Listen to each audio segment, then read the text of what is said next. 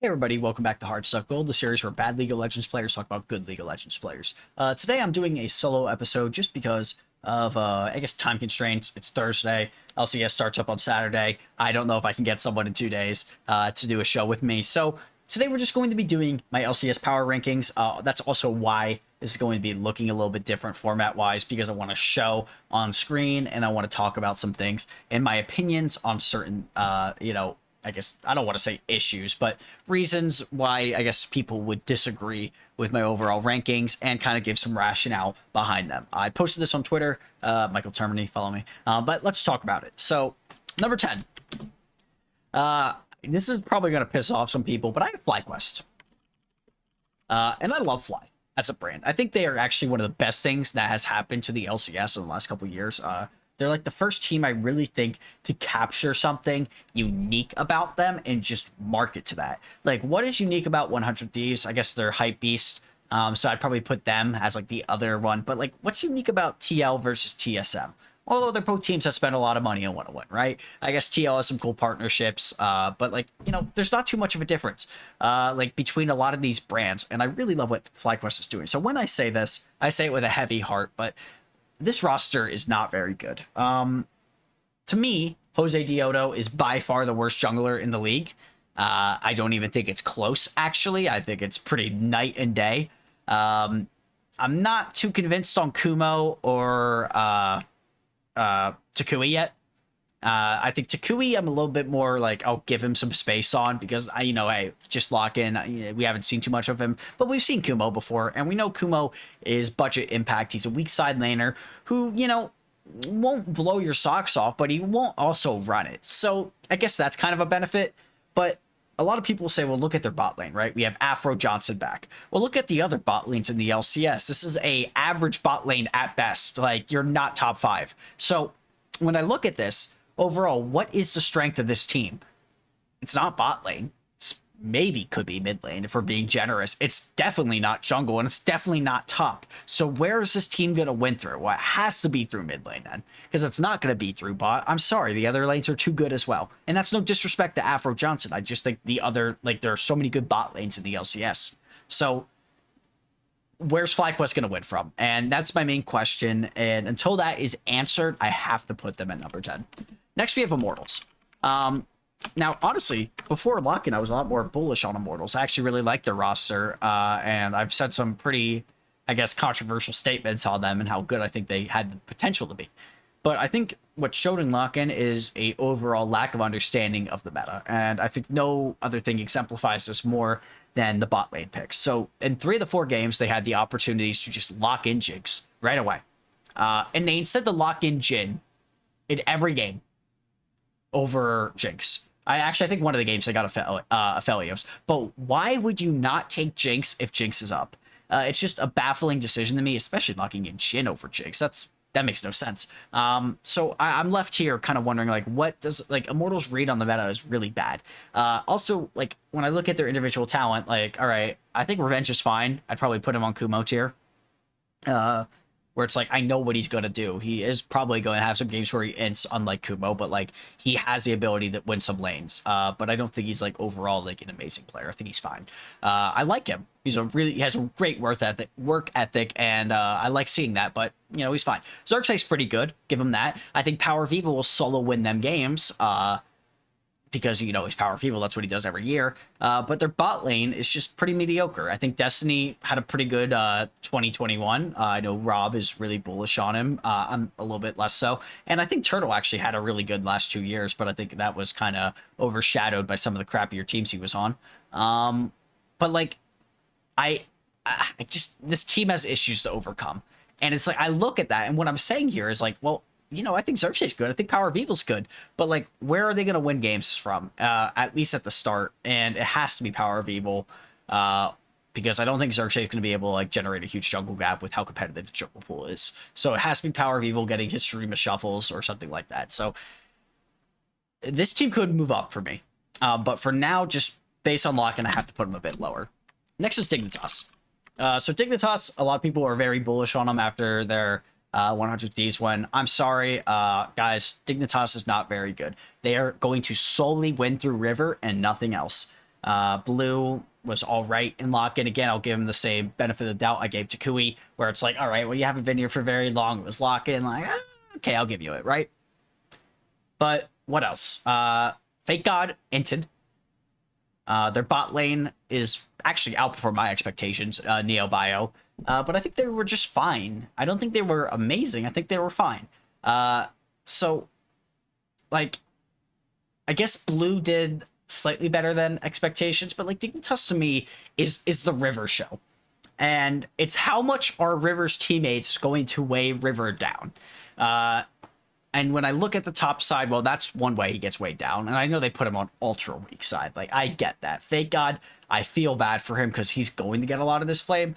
But, like, dude, like, there's a reason a player like Impact can play ultra weak side and not get hurt to the same level, right? There is an art to weak side. So unless, like, he's able to step it up, I just don't see this team performing very well. But I see River being able to maybe win some games. I see Blue as an all-right player, and I see their bot lane as all-right. But all-right is not going to get you higher than 8th. I'm sorry. Number 7, CLG. I really like CLG this year. They were super fun to watch and lock in. They were, like, ultra entertaining to me. They were the most fun team, probably besides EG. Because I just like them. They're a great personality team. I think Palafox really impressed me with his performance. Luger, Poom as well. Luger specifically, I think, more than Poom. Impressed me a lot. But I got to be honest, I was pretty bullish on Luger. I was not very excited about Poom. And Poom actually, like, did pretty good. And, you know, I'm not sure if this will continue, but Luger was able to just dominate and get leads. So if he's able to keep doing that, then CLG has a huge win con through bot lane. But even if they're not able to do that, like, Palafox did great. Contracts has the ability to take over games. We didn't see that as much in lock-in as I would have liked to see. He had some really inty performances here and there, but that's kind of always what Contracts has done. So we'll give him, I'll give him some more games. But to me, the biggest weakness was by far Jenkin in lock-in. I think he did not perform very well. And I think it's a bit of a shame to see, to be honest. So that is where they got to step up here. And if they can step up, I think this team is going to take some games off of teams that are quote-unquote better. Number 6, we have Golden Guardians. I've seen Golden Guardians ranked 10th, specifically by Jat, and I gotta wonder, like, what are you on, dude? Like, and I don't say that to insult Jat, but, like, I can't understand it. So, like, I don't know. Licorice is really good. Do people forget how well he performed once he got off of Flyquest last year? He performed great. Ablaze Olive is really good. We know this. He's like a top 3 mid laner. As much as people don't want to give him that credit because he's on Golden Guardians, but he's really freaking good. Their bot lane is going to be really interesting. It is Lost Ole, right? And some people are going to say, well, Ole, you know, coming back, Lost was really awful on TSM. He is going to be strong side. This team is going to play through bot lane because you don't get Lost back to play with Ole if you don't want to play strong side with him. And especially, like, it makes no sense because Lost, what he did well in Academy was strong side play. And so now he's coming back and he's going to be doing that. There is a reason they went with Lost over Prismal, and that is the reason, because they want to put Lost on strong side and they want to dominate with him. So Golden Guardians had the opportunity to promote Prismal, by the way. So it's like he was on their Academy team, but they chose not to. And they went with Lost, so that is the main reason, I assure you. So they're going to be playing through bot side. You have Ole, who has played with ultra hyper carry style ADCs like Double Lift before. So I don't see why this won't work. To me, the main question is Pride, right? So people are going to say, well, actually, stop. It's Pride Stalker again. He went from Pride Stalker to Pride, back to Pride Stalker, because that makes sense, right? So it's like, well, where do you like rank him? And for me, he can't be worse than Jose Dioto. That'd be impressive. So, is he going to be able to overcome the meta changes that I think made him so dominant last year? He was able to do really well on fast clear. He was able to do really good on these weird picks like Talon, Zed. He was able to do really great on Udyr, on the Xin Zhao, the Lee Sin, stuff that stuff will probably stick around. But with these bruiser changes, who knows? Anything's possible. So, what is going to happen with him is the main question. And if he is able to perform, this Golden Guardians team is going to be very good. I think ranking them 10th is absolutely criminal. I think the lowest I could rank them is 8th. There is so much more certainty with what you're getting out of Golden Guardians than any of these other teams. And maybe that's a weakness, but I consider that in the spring split as a benefit. Number 5, 100 Thieves. Is it IE or is it EI? I always flip it. I'm a writer. I should know this. And by writer, I mean an idiot. It is IE. All right, just making sure. It'd be really sad if I got that wrong. I always flip it. But 100 Thieves. This is probably my most controversial take, in my opinion. I see a lot wrong with this team right now. First of all, I'm going to say it. I don't believe in 6-man rosters. I don't think they work. I think history shows that they don't work, especially when they're competing for the spot. We're not talking about like a backup. Like technically there's 6 or 7 people on the roster, but they're only ever playing the 5, right? Well, I'm not talking about that. I'm talking about when people are competing for spots. Now, we can look at some examples of it working, right? We saw Contracts Svenskeren last summer ended up doing really well when they kept swapping, and it ended up catching certain teams off guard. We've seen with C9 the year that they had that really great run.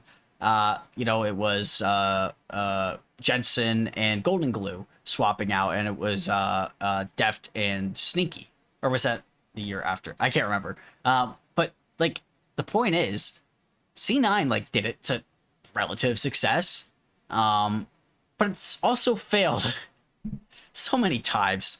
And the issue isn't that, like, it should work. The issue is egos.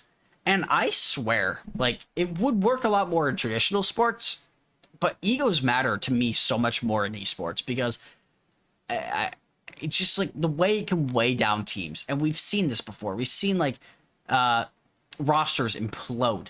And I don't think they're going to implode. I think C9 has a chance to, but we'll get to that in a bit. But, like, I don't think they're going to implode, but I just think 6-man creates more tension, and they need to make up their mind, in my opinion, which one you're going with. Are you going with the Zoomer Tenacity, or are you going with Someday? And I'd personally, I'd go with Tenacity. Because I don't see him having as much... He's not as predictable, first of all, in picks, and he's a better long-term prospect, but if you were going to do that, then why the hell would you keep Someday on the team? And then now he's out of team for the rest of the year. So what you had to do was make this decision in the offseason, but 100 Thieves didn't have the balls to do it. That's the issue with this team. They didn't have the gall to do it. You needed to make this decision in the offseason, and now what you're going to do is now you're going to put this pressure on your team being, hey guys, we don't know which top laner we're going to go with. We're going to swap them in and out. It's going to work. It's going to be ultra great. It's going to work so well. It's a 2-quarterback system, and they don't work. So 100 Thieves, that is a main reason for concern. Another is the jungle pool. Closer really only did great and stood out to the level that he did when Lee Sin and Viego were dominant last year. That is when he looked his best, specifically his Viego.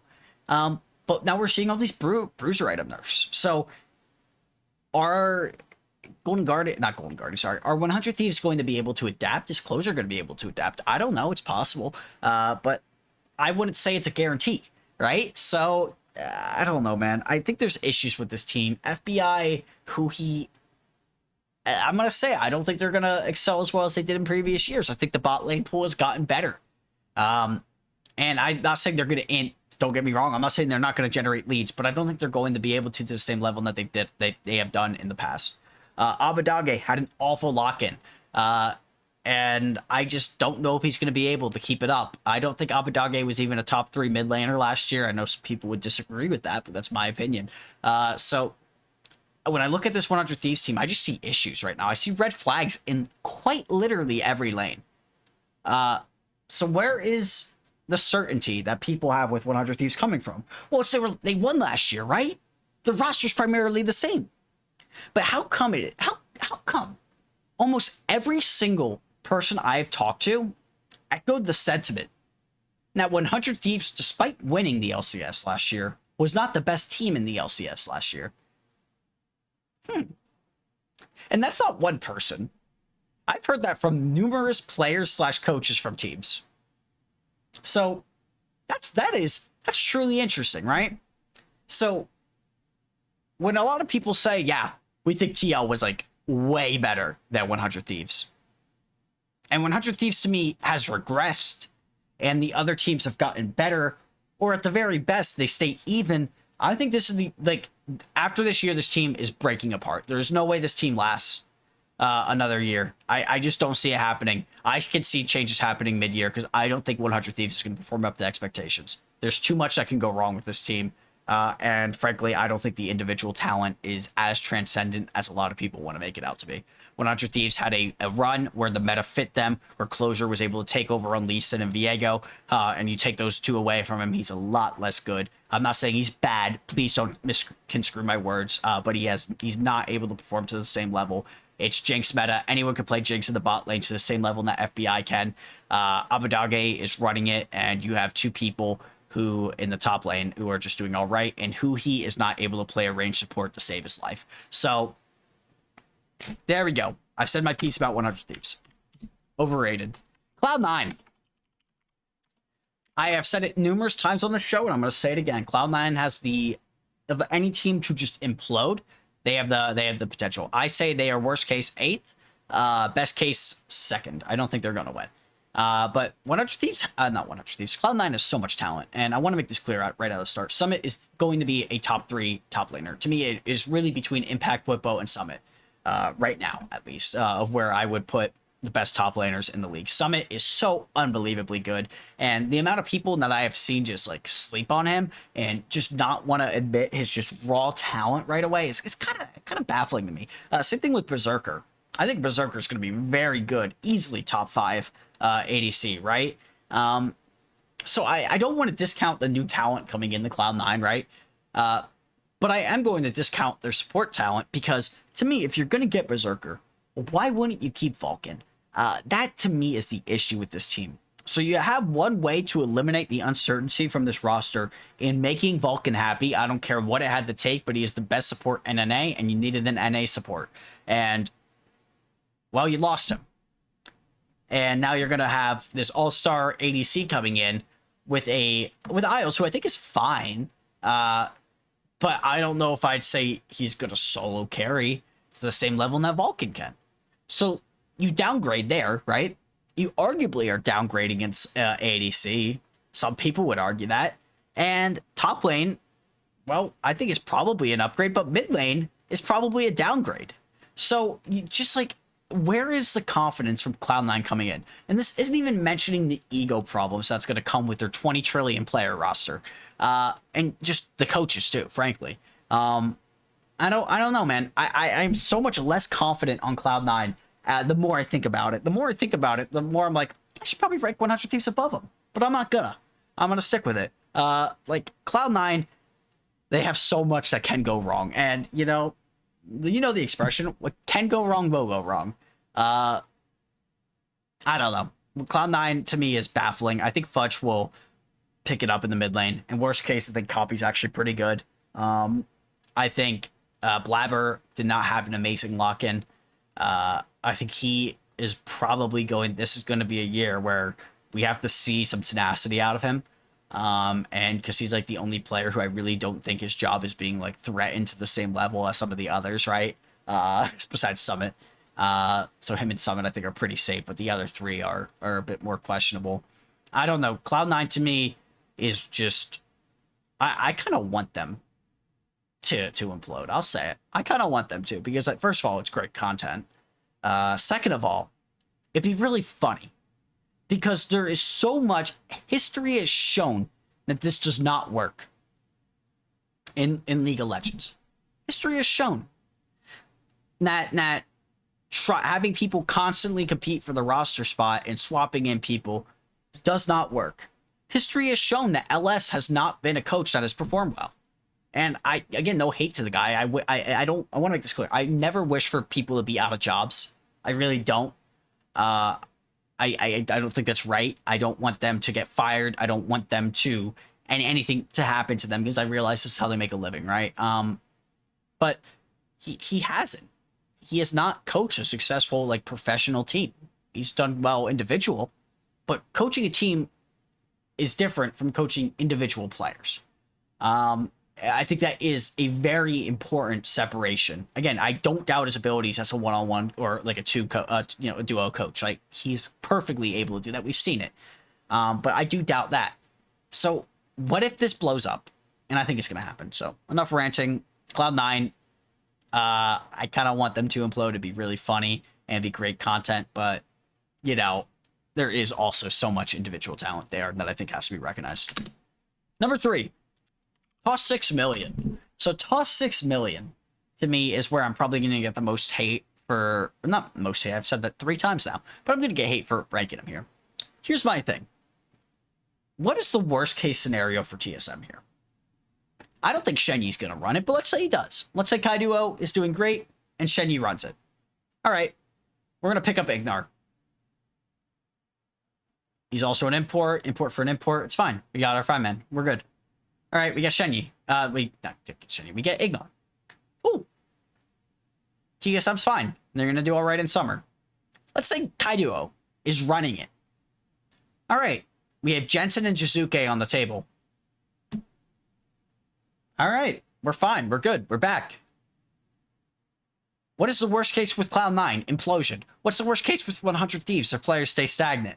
What's the worst case with Golden Guardians? Like, you look at this, TSM's worst case scenarios are not bad. And I think Huni is still a really good top laner. I said it, there was like the top 3 level. I'd put Huni at 4. I'd put, like, again, it was Summit, Impact, and Blippo at like 3, and then I put Huni very solidly at 4. So I just look at this and I say, like, well, what can go wrong? I don't see Spica running it. I don't think that's going to happen. Do I think I think the jungle pool, again, is pretty competitive, but I think he's probably going to be fine. I think Tactical is probably going to be fine, especially if Shenyi is going to perform to the level that I know he can. I'm, again, a little bit more uncertain about Kaiduo because I have not seen enough of him personally. So I can't really comment too much on it. But what I have seen of his solo queue performance seems pretty promising. Also, personality-wise, this TSM team is a match made in heaven. Every single one of these guys seem like eccentric memers, and that is great because you want your team to get along, right? And I know that that's something that a lot of people don't really talk about, but you want your team to be able to trust each other and joke with each other and, you know, be happy and do stuff like that. So, TSM, man, like, I don't see a lot of downside with this team. I think I know what I'm going to get out of Spica, Hootie, and Tactical. And I just have 2 question marks. So even if one of those question marks go awry, well, there's good replacements. Quite literally, the 2 roles where there's solid replacements, there are. So what's the worst case? Toss 6 million is in a good spot. Changed my mind. Number 2, EG. I love EG. I love him so much. I have my EG flag up there. Such a fun team. Jojo Pyun absolutely did great in Lock-In. Inspired, dominated the jungle. I think he might even be I'd probably actually say he's the best jungler in the league. I think Impact got a little bit gapped by Blippo, but I think he's still really, really, really good. And Danny Vulcan is still absolutely insane. But, you know, in the TL series, they did a strategy that I think we might see more of. They just target ban Danny, and they force him on something he's a little bit less comfortable on. So they got rid of the set of Jinx, which I think, in my opinion, is the main reason they won that series, actually. They denied him his 2 best picks, and they denied Danny's ability to take over a game. So, like, well, where am I supposed to be unconfident in EG? I'm confident in every role. Jojo is great. Danny's great. Impact's great. Inspired's great. Vulcan's great. So they're great. They're just a great team. They're really freaking good. And they have the potential to become number 1 because they still have young talent and they still don't have, like, they don't have that veteran presence that other teams do, sure. But they have so much young players and I don't know. They're so good. They're so much fun. They're so aggressive.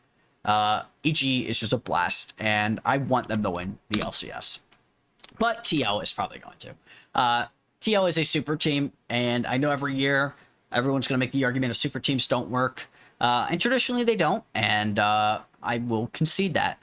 But when I look at who is running TL, when I look at, you know, like the players individually, when I look at the egos of these players, I'm not worried, actually. I'm not worried at all, especially once Core JJ comes in. I think, actually, Ayla, there we go, I said it right. Don't have to leave a comment this time, because I said it wrong in the interview. But Ayla is very good. So worst case, he comes in, it's fine. I think he's whatever, right? Hans Thomas playing, you still got Bwipo, you still got Bjergsen. It's a great team. Bjergsen, I think, had a little bit of a slump at the start, but he really showed up in that EG series. Bwipo obviously smurfed all lock-in. He looks so good. I think, honestly, to me, the most disappointing player was Santorin, and I don't even think he performed bad. I just don't think he performed amazing. I think that shows, frankly, the quality of that TL really is. And Hansama looked really great too. So yeah, TL is a, if I had the bet, I'd bet TL. If I had like who I want, I'd put EG. But yeah, this is my rankings. Hopefully I explained this stuff pretty well. I was a little bit scatterbrained at points. And hope you guys don't hate me too much. I know it was a bit of a quick episode, 25 minutes, but again, I'm alone. Just wanted to get this out here so we'd have some content for Hardstuck Gold this week. Hopefully we'll have a lot more LCS interviews this weekend. Should be exciting. You know, really excited for that to come up. I also have a Dignitas River interview that I have yet to get out. Hopefully that will be up on Friday. I want to get this out today, though. But thank you guys very much for watching. Subscribe if you haven't already. Comment. I want to know your thoughts on this. Am I crazy for my 100 Thieves take? Is Cloud9 actually going to be #1 and the Church of LS is going to come through? Is TL going to blow up? Is Bjergsen going to become so unbelievably old that he's not going to be able to play League of Legends anymore? I don't know. What are your thoughts? Thank you. Bye-bye.